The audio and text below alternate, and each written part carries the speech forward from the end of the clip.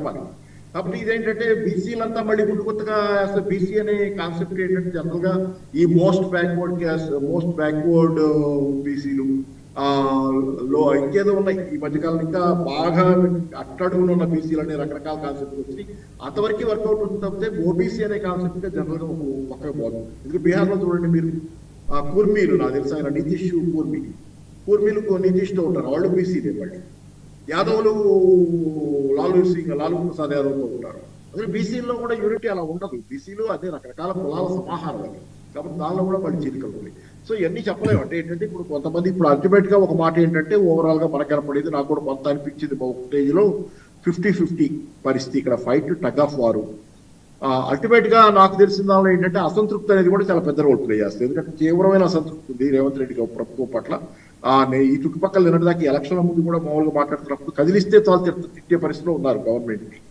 కాబట్టి అది పనిచేస్తుంది. కాబట్టి మహిళల్లో ఈ కుల మతాల ప్రాధాన్యత కంటే కూడా ఇంటిని నడుపుకోవటం అనేది కిచెన్ మేనేజ్మెంట్, వాళ్ళ కిచెన్ నడవటం వాళ్ళ బ్రతుకులు ఇట్లాంటివి చాలా ఇంపార్టెంట్ పాత్ర ఉంటాయి. కాబట్టి మహిళల ఓటు సైలెంట్ ఓటు. ఇప్పుడు మనమంతా మాట్లాడుతుంది ఎవరితో, మగాళ్ళతో మాట్లాడుతున్నాం, పోయి మైకులు పెడుతున్నారు కొంతమంది ఆడవాళ్ళు. కానీ ఓవరాల్ గా మనం ఎవరితో ఎంక్వైరీ చేసుకుంటే లోపల పక్క తిరిగి మా వాళ్ళతో మాట్లాడుతాం. ఆడవాళ్ళు చెప్తారు కానీ వాళ్ళు కొంత బ్రాడ్ గా కొంచెం కాంప్లెక్స్ ఇదిలో ఉంటది.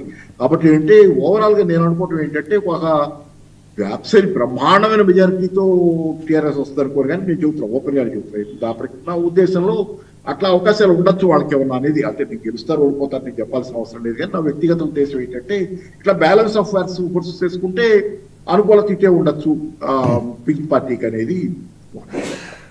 అయినా కానీ చాలా ఉంది కదా, టైం ఉంది, పరిస్థితి ఇట్లా ఉంటాయి. So we cannot say but పైకి కనపడంత సింప్లిఫైడ్ వర్షన్ ఉండదు. Complex, life is very complex. Thank you. అంటే పాపారావు గారు, ఇప్పుడు వాస్తవానికి గత ప్రభుత్వం అంటే ఏదైతే బీఆర్ఎస్ ఉందో 10 సంవత్సరాల వ్యతిరేకత, అదే క్రమంలో ఇప్పుడు 2 ఏళ్ళుగా కాంగ్రెస్ ప్రభుత్వం ఉంది. ప్రజల్లో ఈ 2 పార్టీల వ్యతిరేకత ఉంది. బీజేపీ మాత్రం మాకు ఈ ఎన్నిక ఖచ్చితంగా మా పట్ల అనుకూలత ఉంది, మేము గెలవబోతున్నామని చెప్పి ఎన్ రామచంద్రరావు కావచ్చు, తర్వాత బీజేపీ మరి కేంద్ర మంత్రులు కిషన్ రెడ్డి, బండి సంజయ్ వీళ్ళంతా కూడా చెప్తున్నారు పూర్తిగా మేము ముస్లిం ఓట్లు మాకు పడవనేది ఏం లేదు. సో దీంట్లో ముస్లిం ఓట్లు కూడా మాకు జూబ్లీస్లో పడబోతున్నాయని చెప్పి కూడా వాళ్ళు చెప్పడాన్ని కూడా ఎట్లా చూడొచ్చు అంటారు? అంటే గతంలో కంటే కూడా రామచంద్రరావు గారికి తప్పదు, ఆయన సెక్రటరీ పార్టీ కార్యదర్శిగా ఉన్నప్పుడు ఆయన అట్లా మాట్లాడక మరి వేరే రకంగా ఆయన మాట్లాడే పరిస్థితి